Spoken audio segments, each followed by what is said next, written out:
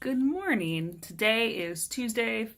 Nope, it's Wednesday. It's Wednesday, February 20th, and it is another beautiful day here in London. The sun is starting to come out. The sun rises really late here. I'm excited for a time maybe when the sun is up before 7:30 in the morning. But it's going to be another beautiful day here in London, and I'm excited to get out and go to class and then do all of the reading that I have to do once again. I didn't really know what I wanted to talk about today. I have things on my mind, but I was having trouble writing them out and kind of articulating them. So those are still some works in progress, and we'll get to them at some point. But for today, I was thinking about, I've been reading A Field Guide to Getting Lost by Rebecca Solnit, in between doing all of my work or school reading. And I've been struggling to do any, non-academic reading because there's just so much of it. But I have been slowly enjoying this book, and I just wanted to read a passage from it that I've gone back and read a few times since reading it the first time. So this is a passage from page 80 of this version of A Field Guide to Getting Lost. And it goes, "Sometimes an old photograph, an old friend, an old letter will remind you that you are not who you once were.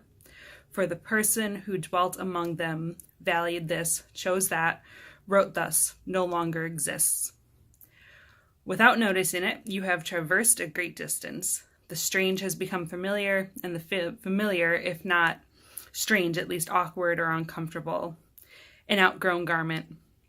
And some people travel far more than others.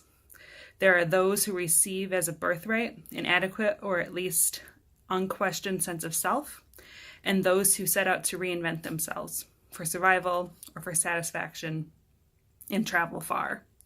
Some people inherit values and practices as the house they inhabit.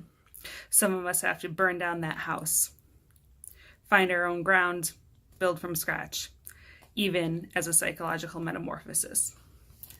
I was thinking about that in relation to, kind of the bigger picture of being here in London, and the idea of everyone at a certain point in their life, maybe every day, is not the person they once were, and is not a person that they potentially recognize from the day before. And we are, everyone you meet is undergoing some sort of kind of continuous change, and some people are lucky and fortunate enough maybe to be more self-assured or less self-aware, so they don't necessarily see the need to continuously grow, evolve, and change. But that really resonated with me, the idea of we go through a lot of processes of change over time, and that is important, and it's important to recognize that it's happening to you and it's happening to those around you most of the time. And maybe we can all be a little more kind and considerate, and show some grace to people who are in the process of kind of continuing to learn and grow and make better choices for themselves over time. So that's where I am today.